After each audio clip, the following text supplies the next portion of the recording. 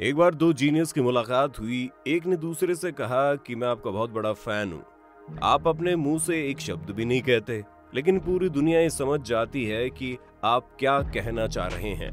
तो दूसरे ने कहा कि इससे भी ज्यादा बड़ा फैन मैं आपका हूँ, इसलिए आप अपने साइंटिफिक थ्योरी के ऊपर बड़े बड़े लेक्चर देते हैं, लोग उसे सुनते हैं, आपकी तारीफ भी करते हैं, पर कोई उसे समझ नहीं पाता। जानना चाहेंगे दोनों जीनियस कौन थे? रिलेटिविटी थ्योरी से दुनिया को इंट्रोड्यूस करवाने वाले फेमस साइंटिस्ट और Nobel prize winner doctor Albert Einstein, और अपने समय में कॉमेडी के जरिए पूरी दुनिया में छा जाने वाले जीनियस कॉमेडियन चार्ली चैपलिन। आज हम जानेंगे चार्ली चैपलिन की लाइफ स्टोरी क्या रही और उन्हें कैसे सक्सेस मिली, इसलिए हमारे साथ आखिर तक जरूर बने रहिए। 1940 में आई फिल्म द ग्रेट डिक्टेटर के लिए बेस्ट एक्टर का अवार्ड जीतने के साथ ही फिल्म लाइमलाइट के लिए म्यूजिक की कैटेगरी में चार्ली चैपलिन को ऑस्कर अवार्ड भी मिला। इतना ही नहीं, साल 1995 में ऑस्कर अवार्ड सेरेमनी के दौरान ही द गार्जियन न्यूज़पेपर ने एक सर्वे किया और बेस्ट एक्टर का नाम खोज निकाला। लोगों को पहले से ही यकीन था कि वो नाम चार्ली चैपलिन का ही होगा, और हुआ भी यही। चार्ली चैपलिन एक ऐसे कॉमेडियन थे जिनकी प्रेजेंस ही लोगों के हंसने के लिए काफी थी, लेकिन इस हंसी के पीछे जितना दर्द, गरीबी, तकलीफ और संघर्ष छुपा था, ऐसा लगता था चार्ली चैपलिन अपने भीतर के दर्द की उसी दौलत को हंसी में बदलकर दुनिया को देते थे। चार्ली चैपलिन एडोल्फ हिटलर से केवल 4 दिन बड़े थे। वो लंदन शहर में 16 अप्रैल 1889 को पैदा हुए और दोनों का टाइम पीरियड एक ही था। एक पूरी दुनिया को हंसी और मुस्कुराहट का तोहफा देकर गया, और दूसरे के बारे में तो आप जानते हैं। चार्ली के माता पिता एक सीनियर म्यूजिक हॉल में जूनियर आर्टिस्ट और सिंगर थे। चार्ली चैपलिन के पिता चार्ल्स स्पेंसर चैपलिन और मदर हैना चैपलिन की इकोनॉमिकल कंडीशन बहुत अच्छी नहीं थी।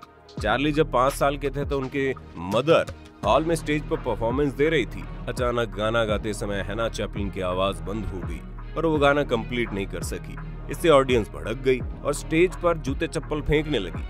नन्हे से चार्ली अपनी माँ को बचाने के लिए स्टेज पर आए और अपनी बचकानी आवाज में माँ के गाए गाने की नकल करने लगे। लोगों को ये काफी पसंद आया और उन्होंने स्टेज पर सिक्कों की बारिश कर दी। 5 साल के चार्ली चैपलिन की ये पहली कमाई थी। इसके बाद चार्ली चैपलिन इस बात को अच्छी तरह से समझ गए थे कि अपने भीतर के दर्द को किस तरह इस्तेमाल करके दूसरों को एंटरटेन किया जा सकता है। आगे चलकर चार्ली के पिता और माता का तलाक हो गया। चार्ली की माँ बेरोजगार हो गई और उसे और उसके भाई को अनाथ आश्रम में रहना पड़ा। उनकी माँ भी अनाथ आश्रम में रहकर मानसिक रोग का शिकार हो गई। चार्ली और उसके भाई पिता के साथ रहने लगे, लेकिन चार्ली के पिता ने दूसरी शादी कर ली और सौतेली माँ आ गई। सौतेली माँ ने दोनों भाइयों को परेशान करना शुरू कर दिया। इसके बाद हैना चैपलिन की मानसिक हालत ठीक हो गई और वापस अपने बच्चों के पास वापस आ गई। अपनी माँ के साथ दोनों भाई एक बार फिर से खुशी पूर्वक रहने लगे, लेकिन चार्ली चैपलिन का मन पढ़ने में नहीं लगता था। वो तो एक एक्टर बनना चाहता था। चार्ली चैपलिन छोटा मोटा काम किया करते थे, स्टेज शो किया करते थे और किसी तरीके से सर्वाइविंग के लिए पैसा कमाया करते थे। इसके अलावा वो ब्लैक मोर थिएटर रेगुलर जाया करते थे, क्योंकि एक्टिंग उनका पैशन था। एक स्टेज शो के दौरान जब एक्टिंग कर रहे थे तब एक डायरेक्टर की नजर उन पर पड़ी और डायरेक्टर ने उनके टैलेंट को पहचान लिया। उसने उन्हें ई हैमिल्टन से मिलवाया। ई हैमिल्टन ने उन्हें शर्लक होम्स सीरीज में काम दिया, लेकिन चार्ली पढ़ना लिखना नहीं जानते थे, इसलिए उन्होंने चार्ली को डायलॉग रटवाए। शर्लक होम्स सीरीज में काम करने वाले चार्ली चैपलिन को अच्छी खासी पॉपुलैरिटी हासिल हुई, लेकिन उनके गर्दिशों के दिन अभी भी चल रहे थे। साल 1899 से लेकर 1976 तक चार्ली चैपलिन एक हास्य अभिनेता के तौर पर पूरी दुनिया को एंटरटेन करते रहे। वो मूल रूप से एक्टर, डायरेक्टर, म्यूजिशियन, संपादक और स्क्रीन प्ले राइटर होने के साथ साथ प्रोड्यूसर भी रहे। चार्ली चैपलिन ने अपने जीवन काल में 4 शादियां की थी। पहली शादी मिल्ड्रेड हैरिस से, दूसरी शादी लिथा ग्रे से, तीसरी शादी को पॉलेट गोदार्ड से और चौथी शादी उना ओनील से हुई। इनके कुल 11 बच्चे थे। चार्ली चैपलिन केवल 26 साल की उम्र में ही सुपरस्टार बन गए थे और वो एक ऐसी म्यूचुअल कंपनी में चले गए जहां से उन्हें $6,70,000 साल का मेहनताना मिलता था। इस कंपनी के साथ उन्होंने काफी अच्छा काम किया।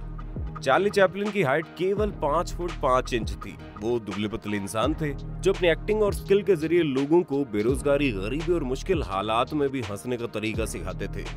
वो दूसरों को हंसाते थे, एंटरटेन करते थे। ये वो दौर था जब पूरी दुनिया दूसरे विश्व युद्ध के कठिन समय से गुजर रही थी। दुनिया भर में तानाशाही सत्ता अपना आतंक जमा बैठी थी और उनसे लड़ने का चार्ली चैपलिन का अपना अलग ही और फनी अंदाज था जो लोगों को एंटरटेन किया करता था। चार्ली चैपलिन ने उस दौर में साल 1948 में आई अपनी फिल्म द ग्रेट डिक्टेटर के जरिए उस दौर में सबसे डेंजरस तानाशाह मुसोलिनी और हिटलर के किरदार को पर्दे पर प्रस्तुत किया।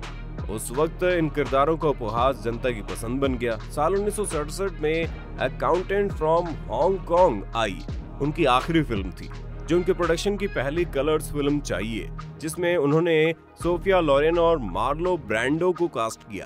हालांकि ये फिल्म ज्यादा नहीं चली। इसके बाद साल 1975 में चार्ली चैपलिन को उस समय मान्यता मिली जब महारानी एलिजाबेथ द्वारा उनको नाइट की उपाधि दी गई। एक बार चार्ली चैपलिन ने अपने इंटरव्यू में वामपंथियों का पक्ष लिया, जिसके बाद पत्रकारों ने उन्हें रूसी एजेंट कहना शुरू कर दिया। मीडिया ने इस मुद्दे को लपक लिया और आने वाले 10 साल तक अमेरिकी सरकार और मीडिया ने चार्ली को परेशान करने में कोई कसर नहीं बाकी रखी। साल 1952 में चार्ली चैपलिन की फिल्म लाइमलाइट रिलीज हुई, लेकिन अमेरिका में उसे बैन कर दिया गया। चार्ली अमेरिका से इमोशनली जुड़े हुए थे, लेकिन एक कॉमेडी कपल अमेरिका के रवैये से काफी दुखी हुए। उन्होंने अमेरिकन सिटीजनशिप को वापस किया और लंदन आकर रहने लगे, लेकिन लंदन में उन्हें ठीक ठाक घर नहीं मिला, जिसके चलते वो स्विट्जरलैंड में रह रहे थे। यहीं पर उनकी मुलाकात पंडित जवाहरलाल नेहरू और उनकी बेटी इंदिरा गांधी से हुई। चार्ली चैपलिन जब इंग्लैंड के प्रधानमंत्री विंस्टन चर्चिल से मिले तो उन्होंने महात्मा गांधी से मिलने की इच्छा जाहिर की, क्योंकि वो महात्मा गांधी की आइडियोलॉजी से काफी प्रभावित थे। उसी समय महात्मा गांधी गोलमेज सम्मेलन के लिए लंदन गए हुए थे। जिस झुग्गियों वाली जगह पर महात्मा गांधी रुके हुए थे, वहीं पर चार्ली चैपलिन उनसे मिलने के लिए पहुंच गए। वहां जाकर उन्होंने भारत में चल रहा आजादी के आंदोलन को एथिकली सपोर्ट किया। चार्ली चैपलिन एक ऐसे अभिनेता थे जिन्होंने लोगों के सेंटिमेंट को समझते हुए उसी के जरिए उन्हें हंसाया भी, एंटरटेन भी किया। आज भी यंग जनरेशन के लिए चार्ली चैपलिन एक इंस्पिरेशन बने हुए हैं। World famous pop star Michael Jackson भी चार्ली चैपलिन के जैसा बनना चाहते थे। 25 दिसंबर साल 1977 की वो शाम थी। उनके अंतिम वक्त में उनके घर पर उनकी पत्नी उना और 7 बच्चे मौजूद थे, लेकिन इसके बाद भी चार्ली चैपलिन की डेड बॉडी चोरी हो गई। 2 आदमियों ने उन्हें स्विट्जरलैंड में जिनेवा झील के पास एक कब्र में दफना दिया और शरीर को वापस करने के लिए उन आदमियों ने परिवार से $4 लाख की मांग की। बाद में उनको गिरफ्तार कर लिया गया और चैपलिन की फैमिली को उनकी डेड बॉडी दे दी गई, जो इस दुनिया से कॉमेडी का बादशाह चार्ली चैपलिन को अपने साथ लेकर चली गई। दूसरे को हंसाना और दूसरों की हंसी उड़ाने में बड़ा फर्क होता है दोस्तों। इस फर्क को चार्ली चैपलिन बड़े अच्छे तरीके से समझते थे और उन्होंने इसका जीवन भर पालन भी किया। यह और बात है कि आज के कुछ कॉमेडियन दूसरों को हंसाने के लिए नकारात्मक कॉमेडी करते हैं, जिसमें वो किसी धर्म का मजाक उड़ाते हैं, किसी की भावनाओं का मजाक उड़ाते हैं, किसी व्यक्ति विशेष का मजाक उड़ाते हैं और इसमें उन्हें कोई शर्म भी नहीं आती। चार्ली का मानना था कि एक लाफ्टर के बिना दिन बर्बाद है। आपको केवल एक मुस्कान मिल जाए तो लाइफ मजेदार हो जाती है, और अगर लोग आपको अकेला छोड़ दे तो जीवन बढ़िया हो जाएगा। उनका कहना था हंसी दर्द की दवा है और आपको वास्तव में हंसने के लिए अपने दर्द के साथ खेलने की कला आनी चाहिए। किसी को हंसाना आसान काम नहीं है। जिंदगी के इस मुश्किल भरे हालात में, गर्दिश में जिससे जूझते हुए बंजर जमीन पर अगर हंसी की कुछ फुवारें भी गिर पड़े तो बड़ी राहत मिलती है। अगर आप भी चार्ली चैपलिन के फैन हैं तो कमेंट बॉक्स में हमें जरूर बताना। फिर मिलेंगे नए वीडियो में, तब तक के लिए जय हिंद, जय भारत, वंदे मातरम।